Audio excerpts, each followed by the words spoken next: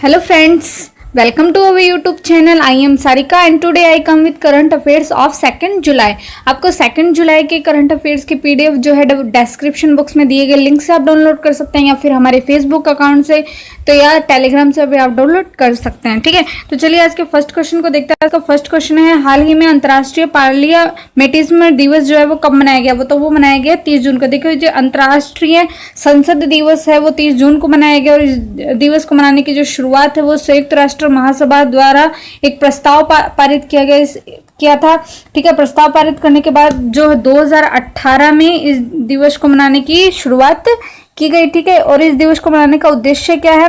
तो जो संसद की सभी चुनौतियां होती है उन सभी चुनौतियों का सामना करते हुए सभी प्रक्रियाओं को पूरा करना ताकि देश का विकास हो, देश के लोगों का विकास हो, देश के लोगों के जीवन के स्तर को भी बढ़ाया जा सके। तो इस तरीके से ये जो है वो डे मनाया जाता है। ठीक है, बात करते हैं इंडियन पार्लियामेंट की। जो इंडियन पार्लियामेंट है, इंडियन पार्लियामेंट की जो स्थापना हुई थी वो हुई थी 26 जनवरी 1950 को। ठीक है, इसमें द्विसदनीय व्यवस्था है, 2 सदन है इसमें, एक तो है लोकसभा और एक है राज्यसभा। ठीक है, लोकसभा में जो मेंबर है वो है 543 मतलब 543 है इसमें, और राज्यसभा में है 245।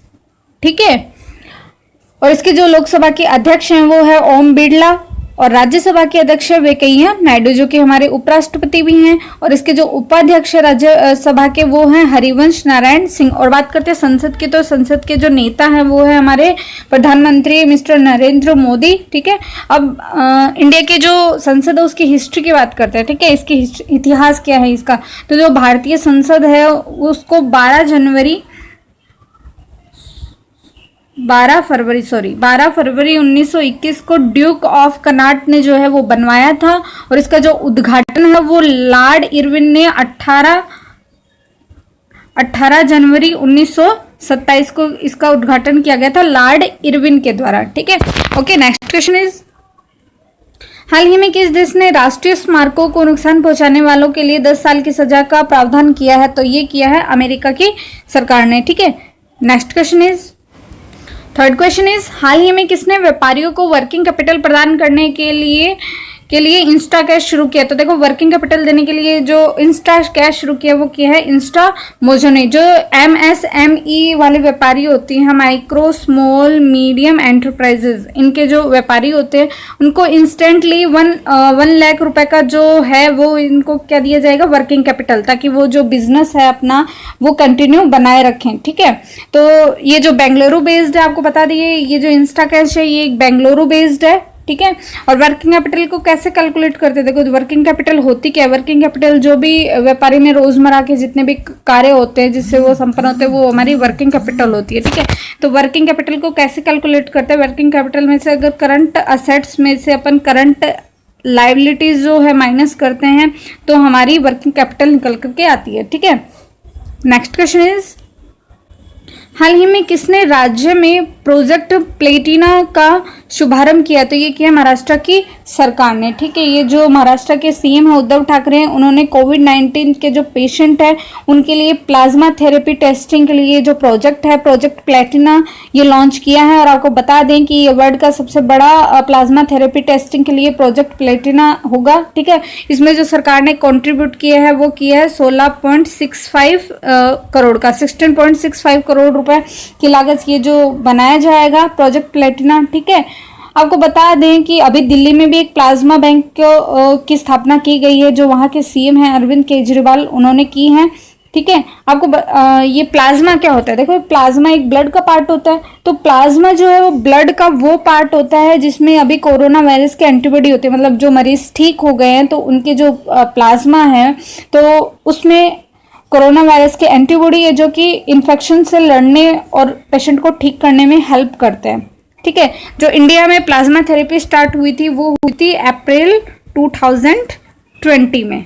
ठीक है, नेक्स्ट क्वेश्चन इज, हाल ही में गीता नागभूषण का निधन हुआ है, वे कौन थी? तो वो एक बता दें कि वो एक लेखिका है। ठीक है, और ये बिलोंग करती है कर्नाटका से। ठीक है, और ये कन्नड़ लेखिका है और इनको 2012 में जो है वो कोलकाता भाषा परिषद पुरस्कार मिला था। कौन सा मिला था? 2012 में कोलकाता भाषा परिषद का इन्हें पुरस्कार मिला था, और ये कन्नड़ लेखिका और बिलोंग करती है कर्नाटका से। ठीक है, नेक्स्ट क्वेश्चन इज, हाल ही में किसे बैट 2020 ह्यूमैनिटेरियन अवार्ड से सम्मानित किया गया? तो ये किया गया बेयोंसे को। ठीक है, ये जो बेयोंसे है, ये बता दूं मैं आपको, ये एक पॉप स्टार है।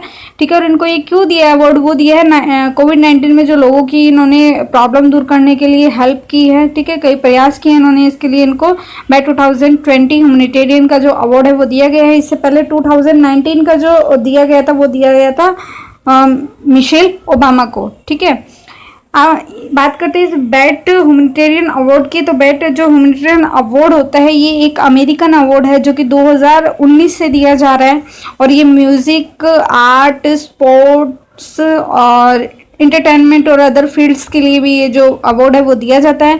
इसकी जो शुरुआत हुई थी बैट अवार्ड्स को, वो 2001 में ब्लैक एंटरटेनमेंट नेटवर्क द्वारा जो इसकी स्थापना की गई थी। ठीक है, नेक्स्ट क्वेश्चन इज, हाल ही में गुजरात के किस जिले में रेन वाटर हार्वेस्टिंग प्रोजेक्ट स्थापित किया गया? तो ये स्थापित किया है गुजरात के वडोदरा में। देखो, ये जो प्रधानमंत्री है हमारे नरेंद्र मोदी, इन्होंने गुजरात के जो जिला है वडोदरा, उसमें ये जो स्कूलों में वाटर हार्वेस्टिंग प्रोजेक्ट की जो परियोजना है उसको शुरू किया है। ठीक है, और अभी जो मानसून आएगा, इस मानसून के सीजन में बारिश के पानी को स्टोर करने के लिए जिले के सभी जो गवर्नमेंट स्कूल है उसमें ये प्रोजेक्ट लगाए जाएंगे। ठीक है, इसकी जो कॉस्ट आएगी, लागत आएगी रेन वाटर हार्वेस्टिंग प्रोजेक्ट की, वो आएगी 6 करोड़। ठीक है, इसका जो टाइम पीरियड है वो है 9 मंथ का। ठीक है, और ये जो आपको मैं बता दूं, ये स्कूल के बेस पर वाटर को स्टोर या हार्वेस्ट करने के लिए ये भारत की पहली ऐसी परियोजना है जो कि वडोदरा में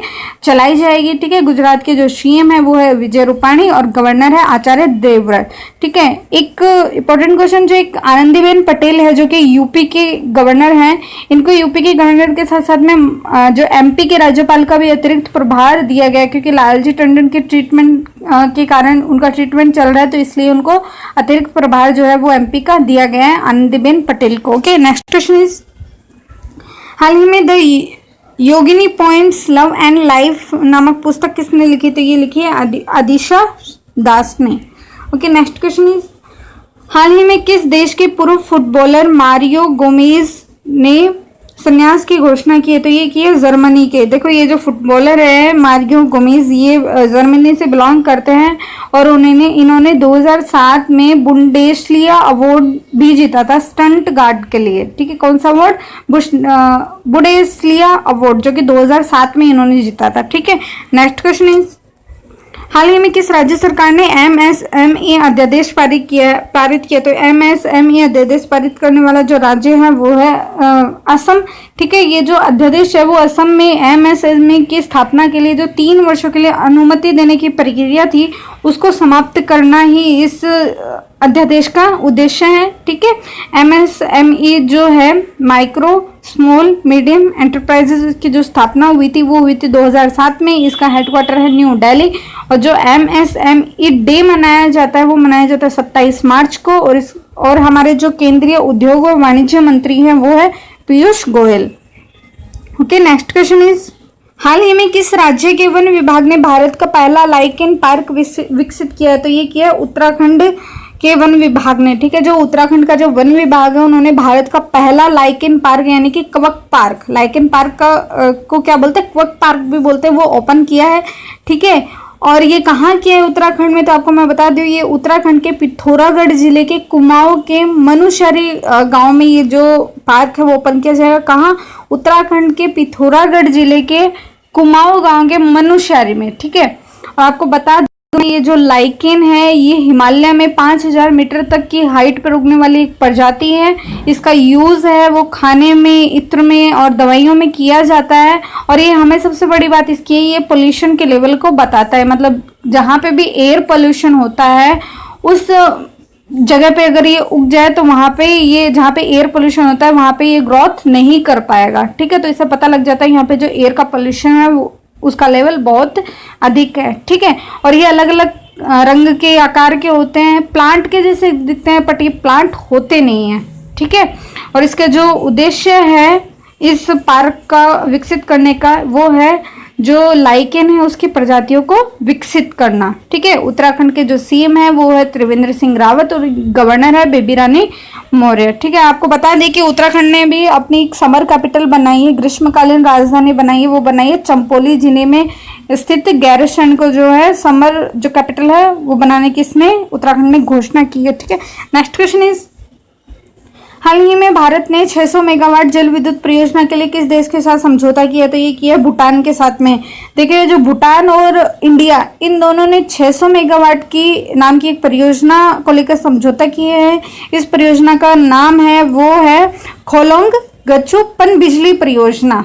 ठीक है, और इसमें जो पार्टनरशिप रहेगी वो रहेगी इंडिया की तरफ से तो रहेगी सतलुज जल विद्युत निगम लिमिटेड, और भूटान की तरफ से रहेगी ड्रंक ग्रीन पावर कॉरपोरेशन। ठीक है, इन दोनों के पार्टनरशिप से ये जो समझौता है वो परियोजना का किया गया है। और आपको बता दें कि इस जो परियोजना का जो टाइम पीरियड है वो है 2025 में ये जो परियोजना है वो पूरी होने की पॉसिबिलिटी है। ठीक है, भारत के जो विदेश मंत्री हमारे वो है एस जयशंकर, और भूटान के विदेश मंत्री है वो है तांडी दोरजी। ठीक है, भूटान की राजधानी है थिम्फू और पीएम है वहां के लोतोय शेरिंग और करेंसिए ट्रम्प।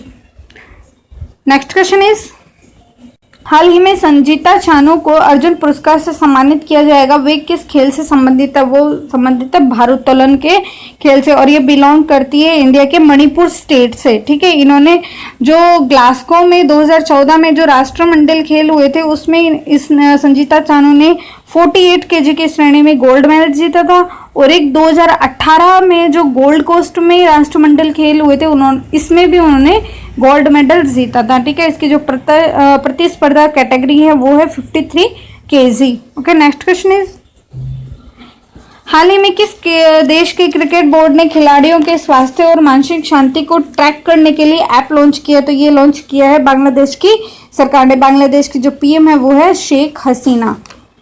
नेक्स्ट क्वेश्चन इज, हाल ही में लाजर चकवेरा ने किस देश के राष्ट्रपति का चुनाव जीता है? तो ये जीता है मलावी राज्य का। ये देखो, जो इनका कंपटीशनर था, इनका जो विपक्ष में खड़ा था वो खड़े थे पीटर मुथारिका को इन्होंने हराया है।